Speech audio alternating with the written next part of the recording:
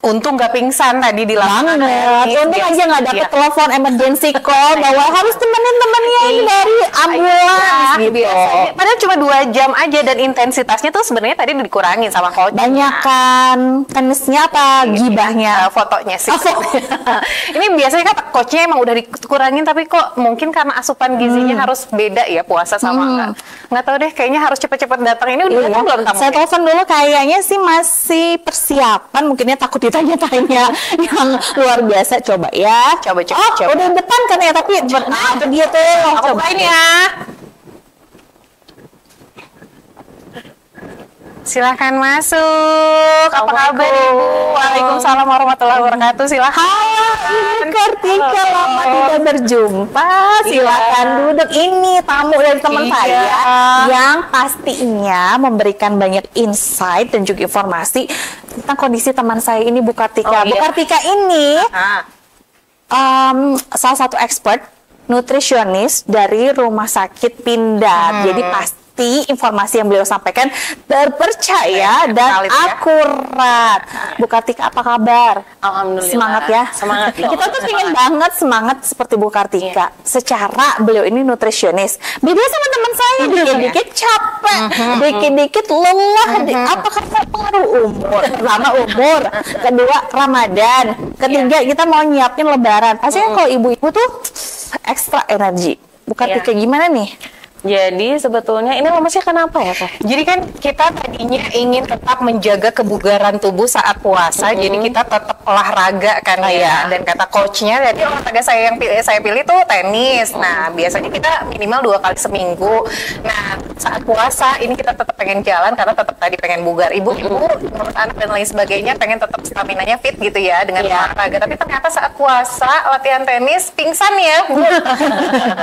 Mungkin pada saat berbuka puasanya kita nanti akan memilih pola gizi seimbang ya. Gitu ya. Jadi pola gizi seimbang itu adalah pola gizi di mana semua nutrien gizinya juga harus tetap ada. Jadi selama Ramadan kita tetap harus mengkonsumsi serat. Karena konsumsi serat itu mau puasa atau enggak tetap harus terpenuhi 25 sampai 30 gram per hari. Kalau untuk perempuan 25 gram per hari, untuk pria 30 gram per hari. Itu bisa mengkonsumsi buah-buahan atau misalnya sayuran yang mengandung banyak air. Seperti melon, kemudian semangka, atau misalkan kita bikin salad juga bisa. Untuk tajil. Jadi misalkan tajil kita biasanya lebih ke makanan yang tinggi lemak, gorengan. Itu kan favorit banget, Bu. Jadi si gorengan itu kan sebetulnya kayak bala-bala, itu masukannya kan ada wortel, ada kol. Daripada untuk dibikin bala-bala yang tinggi lemak, bagusnya mah dibikin salad. Dressingnya nanti kita bisa pilih dari misalkan minyak canola atau misalkan yang mau mayones sedikit aja juga masih oke sih. Itu. Jadi kalau misalkan tetehnya masih olahraga masih boleh, asalkan intensitasnya harus dirubah. Ya, jadi biasa intensitasnya tinggi kita kurangi menjadi intensitasnya jadi rendah. Kemudian biasanya kalau 2 kali seminggu intensitasnya 1 jam kita bisa kurangi jadi 45 menit. Jadi tadi langsung 2 jam soalnya. Memang sudah intensitasnya dikurangi, tapi tadi balik lagi ke asupan serat yang kita konsumsi asupan makanannya. Berarti berbeda ya, sangat berpengaruh ya saat kita makannya seratnya penuh. Kalau olahraganya nggak gampang pingsan ya, tapi terutama saat puasa kayak gini ya. Jadi sebetulnya olahraga saat puasa tuh masih boleh ya? Dan memang tetap harus ada olahraga pada saat bulan puasa, karena kayak misalkan sebelum puasa kita berolahraga, tubuh sudah terbiasa nih diolah, ada aktivitas fisik. Ketika kita puasa stop, betul-betul stop, nanti pada saat setelah puasa atau misalnya lebaran, tubuh harus perlu adaptasi yang lebih lagi. Jadi memang kalau untuk di saat puasa itu kita olahraganya bukan untuk nurunin atau nurunin berat badan atau menaikkan massa otot, tapi hanya untuk maintain aja. gitu. Oke. Jadi nggak ngeriset dari awal lagi ya kalau Iya. misalnya stop semuanya. Iya betul gitu. Nah, berarti sahur juga ini berpengaruh ya? Oh, sahur ya. Asupan sahurnya Betul. yang baik untuk setiap tadi kan kita berkali-kali ngomong umur ya, berarti Iya, iya. umur kita kan ABG, berarti makanannya juga beda ya. Iya betul. Kalau Jadi untuk ibu-ibu atau dimulai dari anak-anak deh, kan anak-anak udah mulai Puasa ya, nih, puasa belajar. ya. Kalau puasa itu untuk anak-anak kan memang kita biasakan anak itu makan real food ya. Karena kan banyak anak-anak yang lebih suka makanan-makanan kemasan atau Iya. misalnya frozen food ya. Nah itu yang bikin mereka semangat untuk sahur, buka Iya. puasa. Iya. Ternyata memang ada yang keliru ya dari Iya, itu. betul. Ultra proses itu ya. Ultra processed food, karena ultra processed food itu akan menurunkan si nilai gizinya Gizi tadi. gitu. Jadi jangan sampai anak kita cuman makan ampasnya Sisa-sisanya aja gitu ya. aja ya. Gitu. Jadi kalaupun misalkan dalam bentuk ayam bisa dibikin chicken katsu yang bentuknya macam-macam Lucu-lucu. gitu. Sama tetap diperkenalkan sama sayur dan buah ya. Karena dari itu ya. kecil ya. Kalau misalnya udah dari kecil nggak suka sayur sama buah, nanti ke depannya dia juga nggak akan suka, karena kan zaman sekarang Gen Z ya sukanya makanan-makanan yang instan yang Bener, lucu-lucu aja bener, gitu. yang viral. Betul Bener. gitu. Sedangkan nutrisinya nggak diliatin dulu gitu, apakah seimbang, sudah ada seratnya atau protein hewaninya atau malah dia hanya kandungan tinggi lemak saja gitu. Itu untuk anak, kemudian untuk remaja karena remaja banyak aktivitasnya. Pertumbuhan juga. Pertumbuhan juga protein hewani harus lebih banyak. betul, harus lebih persentasenya lebih banyak. Bisa dari protein hewani yang ada di kita aja kayak misalkan telur atau misalkan ayam. Dari ayam tadi, daging sapi gitu ya. Betul, dari ikan-ikanan juga bagus gitu. Porsi karbohidrat dengan tadi proteinnya tuh sebetulnya kan orang Sunda mah harus banyak nasinya ya, sanguan ya. Jadi Ternyata kalau ini di berapa? kita itu tuh ada namanya metode isi piringku. Oh, isi apa tuh? piringku. Nah, isi piringku itu adalah metode di mana dalam satu piring itu harus udah ada lauknya, entah itu protein hewani dan nabati ya. Jadi harus ada 2 jenis proteinnya, kemudian ada seratnya dari sayur dan buah, kemudian ada karbonya. Nah, sayur dan buah ini diisi piringku ada 50% isi dalam piring. Oh, ternyata Gitu. banyak ya. Lebih banyak. Oke. Dan kalau misalkan si protein hewaninya itu sepertiga piringnya, baru sisanya adalah karbo. Oh, kita malah kebalik biasanya. Karbonya ya. lebih menggunung. Yang sampai maghrib. Karena fondasi. Fondasi. Nah, berbincang mengenai asupan nutrisi, pasti kan kita juga ibu-ibu yang super crowded dengan aktivitas, pengennya itu yang udah jadi aja. Nah kan kebenaran kebenaran Tadi dengar ada nasi. Cocok sama ini. kalau kita lihat nih asupannya gimana kan pinjam 1 biar Aku ibu tuh seharian dari sahur udah motongin si kentangnya ini, kentang Mustafa kan susah banget bikinnya. iya ibu Baru beres baru kalau kita lihat nih ini kan Mustafa ada kontak kenalan dulu sama iya belum kenalan ya aja sama tamu saya ya ini ada kentang ada apa lagi nih bumbunya kan Itu ada cabe, ada bumbu penyedap, digoreng juga sih sebenarnya. nah ini approve atau tidak Terus buat ini dia habis makan sahur. kita pakai nasi panas aja kalau secara kandungan kan ini karbohidrat nasi juga karbohidrat tambah mie goreng boleh nggak? Mie goreng. Ini gimana Bu? Sebetulnya kalau misalkan mau lauknya kentang Mustafa, karena kentang itu tuh sudah masuk ke jenis karbo ya. Jadi nasinya tuh dihilangkan sih. Oh, oke. Jadi karena sudah sama-sama karbo ya. Sama-sama karbo. Kemudian yang ditambahinnya itu adalah si porsi sayurnya, Oh, gitu. sayur. Misalkan mau makan ini sama apa namanya? Sayur bayam gitu ya? Sayur bayam boleh, Enak gitu. lagi. Gitu. Boleh buat sahur nanti ya. Tadi baru sampai remaja. Kita harus lebih banyak Protein hewani. Karbohidratnya hanya 1/3-nya, yang lebihnya adalah tadi Iya. protein ya kalau tidak Iya. salah gitu ya. Protein, Nah, oh. Dewasa muda. kita ya. Dewasa muda. Dewasa yang pada muda kalau udah. Iya benar. Gimana Bu Kartika? Kalau dewasa muda itu lebih banyaknya di serat ya. Serat. Karena kan serat. mungkin kalau kita serat itu kan kadang udah ngerasa udah makan sayur nih, padahal konsumsi Udah seratnya cukup. kurang gitu. BAB-nya malah tidak lagi Iya gitu betul. ya. Seratnya harus 25 gram itu tadi, 25 sampai 30 gram. Kemudian jangan lupa untuk konsumsi air putih. Nah, Konsumsi air penting putih ya. tetap Benar. harus sama 8 gelas per hari. Semua usia 18 itu atau gimana? Minimal. Berdasarkan usia juga nggak, Bu Kartika? Kalau kita perhitungan cairan itu sebetulnya 30 cc per kilogram berat badan per hari. sesuai BB kita. Betul gitu. Dan aktivitas ya mungkin ya. Karena kan misalkan kita banyak bekerja di luar ruangan, misalkan kayak bapak tukang beca, itu kan otomatis si asupan cairannya harus lebih banyak daripada kita yang kerjanya cuma diem di ruangan, ber-AC juga. Jadi memang per orang dan per aktivitasnya juga beda-beda. Ya. Jadi sesuai berat badan, sesuai usia, dan sesuai tadi kegiatan yang kita Betul. lakukan saat hari itu. Jadi kalau saya tadi olahraga berarti harus lebih banyak juga cairannya, tidak Iya. hanya 8 gelas tadi Iya. gitu ya. Pakai es ya airnya. Iya, gluk-gluk-gluk. Saya tadi kurang serat, kurang protein, dan kurang minum kayaknya Kurang olahraganya. minum, Jadinya iya. pingsan ya kayaknya. Kurang semua, kurang ya. Uang nggak? Kurang uang juga. Oh, oke. Berikutnya Bu Kartika, kalau tadi dewasa muda sudah, lansia. Nah, penting ini ya. Kalau lansia itu karena memang metabolismenya sudah berubah ya dari remaja dan anak juga kan beda-beda metabolismenya. Dimulai dari usia berapa sih? Kalau Lansia itu tuh di atas 55 tahun. Oh, masih selamat. Masih jelang 50 tahun kita. Iya, gitu. Kemudian kalau untuk lansia itu sebetulnya yang teksturnya aja ya, teksturnya akan lebih berubah menjadi lebih lembut, jadi seperti makanan lumat seperti itu. Tapi kandungan protein dan lain sebagainya tadi itu sama gitu. Akan berkurang karena metabolismenya juga akan berkurang. Oh, karena melambat ya. Oke. apa yang besar dikuranginya?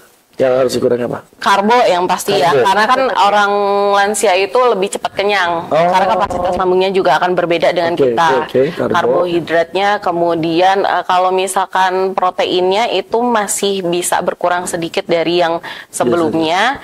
Kalsium yang diperbanyak. Dari minum mana susu berarti. bisa Kalsium itu susu bisa kalsium ya? Susu ya? Iya, dari susu jenis apa saja Itu sih. untuk tulang berarti ya? Atau apa Betul. sih? Untuk menghindari keropos tulang ya. Udah berasa sendiri kan ya? Belum langsung udah udah mulai kerasa. Apalagi masaknya lembur ya. Ini tadi kalau puasa, Bu Kartika. Bentar lagi kan kita menghadapi persiapan Lebaran. Biasanya kan ibu-ibu nih opor lah, rendang, Segala ya. semuanya bersantan, ikut plok, ketiplok semuanya di meja makan. Kita harus milih makanan yang mana sih, Bu Kartika? Boleh nggak sebenarnya makan? Disatuin ke dalam satu wadah. Aduh. Ini ada kentang Mustafa, opor. Terus opornya isinya ada kentang juga ya. Kentang semua Semuanya. Pakai lontong juga ya. Jadi mereka bisa berkeluarga tapi beda wujud. Enggak carbohydrate semuanya ya. Iya, jadi kalau misalkan Lebaran itu kan ibaratnya hari raya kita semua ya. Selain makan ada lontong, kemudian ada opor yang pakai santan, kemudian nanti ada sambal goreng kentang lagi. Nah itu tetap kalau misalkan hari ini kita makan santan, kan santan sekarang udah ada ya yang lebih Instan ya? Atau lebih sehat? lebih sehat. Oke. Gitu. Jadi kita bisa pakai yang itu. Kemudian pilih salah satu karbonya. Jadi jangan sampai double karbo. Jadi misalnya biasanya lontong sama sambal goreng kentang, kita ganti lontong sama sambal goreng Boleh nggak sedikit tempe. nasi, sedikit sambal goreng kentangnya? Tawar ya. Pengen dua-duanya. Kita pengen cicipin dua-duanya ya. Iya, iya. Kalau misalkan double karbo untuk hari itu aja masih boleh sih, tapi besoknya kita balik Ganti lagi ya? ke pola gizi seimbang gitu. Oh, oke. Karena gini, kalau ada istilah kayak balas dendam kan Iya, iya. kan makan siang datang ke tiap rumah keluarga atau Iya, tetangga makan ditawarin lagi. makan lagi jadi sehari 3-4 kali makan tuh, jadi besoknya harus di ini ya dikurangi ya. Iya betul, jadi besoknya harus penyesuaian lagi. Cuman di hari itu juga ya nggak langsung boleh 3-4 kali makan ya, tetap 3 kali sehari makannya. Belum lagi siangnya bakso lagi, kan? Nah, besoknya ada ketupat sama mie goreng. Terus sama kacang lebaran tuh, Bu. Itu Rangginang, Rangginang. Rame. Agak PR juga di lambung kita ini, dia bingung untuk memilih saluran gizinya di mana. Itu gimana ya kalau misalnya kita punya hawa nafsu buat makan seperti itu kan, Bu? supaya istighfar dulu atau tapi harus takutin kayaknya. Pilihannya berarti pilihannya antara tetap dimakan dengan porsi kecil atau dimakan misalnya semau kita tapi besok enggak puasa sih awal. Itu gimana dong? Atau dampak negatifnya biar kita takut biar nggak double itu tuh emang takutnya apa sih? Kalau misalkan kita makanan tinggi apa namanya? Karbo atau misal makanan tinggi lemak ya, karena kan santan kemudian semuanya kan digoreng-goreng, belum lagi kue lebarannya kan. Iya benar. Kue lebarannya itu kan ada terigu, ada kuning telur, kemudian ada mentega kan. Nah itu nanti dampaknya akan ada penyakit-penyakit degeneratif, misalkan kayak diabetes mellitus, kemudian ada juga kolesterol yang naik.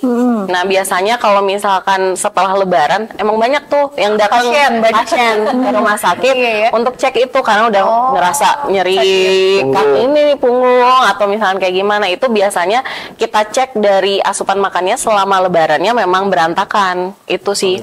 Jadi karena memang untuk asupan gula, garam dan lemak itu memang sudah ada aturannya gitu. Jadi kita masih perlu makan gula, garam dan lemak. Cuman memang harus ada pembatasannya gitu. Ada takarannya ya. Jadi kalau dengan porsi sedikit-sedikit tapi dicobain semua boleh nggak, Dok? Tetap ya pengen nyobain. Tapi cicip yang ngomong satu aja, asal muasin lidah gitu ya. Kita tahu nggak jawabannya, daripada sedikit mending banyak. Karena tadi ya penyakitnya juga sama. Jadi jangan. Kata ibu juga lebih baik banyak aja daripada sedikit. Enggak, seimbang aja gitu ya. Misalnya kayaknya sekarang tuh udah banyak yang concern tentang kesehatan kan ya. Jadi banyak yang mengurangi karbo, terus ada juga yang mengurangi bumbu-bumbu. Memang bumbu yang dikurangi itu juga bisa efektif untuk badan kita, atau benar nggak sih nggak boleh garam terlalu banyak gitu, manis terlalu banyak, itu tuh gimana sih? Sebetulnya kalau untuk bumbu kayak jahe, lengkuas kayak gitu masih aman sih, nggak ada. Rempah aman. Rempah kita masih diperbolehkan, untuk pasien juga kita masih diperbolehkan, cuman untuk kayak misalkan penyedap, bahan tambahan pangan, itu memang kita harus batasi. Kalau untuk gula itu satu harinya hanya boleh 4 sendok makan. Itu untuk dewasa? 50 gram, betul, untuk dewasa. 50 gram gula. Anak-anak berarti kurang dari itu ya? Wow. Iya, biasanya kalau misalkan anak Gen Z sekarang kan minumannya udah boba, kemudian nanti kemasan. Belum lagi nanti kan biasanya di lebaran suka ada minuman soda ya. Nah, itu soda kan tinggi gula juga. Belum lagi croissant. Kalau yang soda tadi tulisannya tanpa gula, itu betul tanpa gula atau sama aja sebenarnya? Sama aja sih.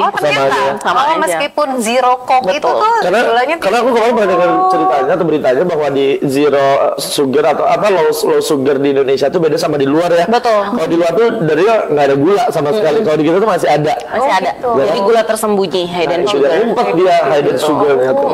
Istilahnya hidden sugar ya. Hidden jams.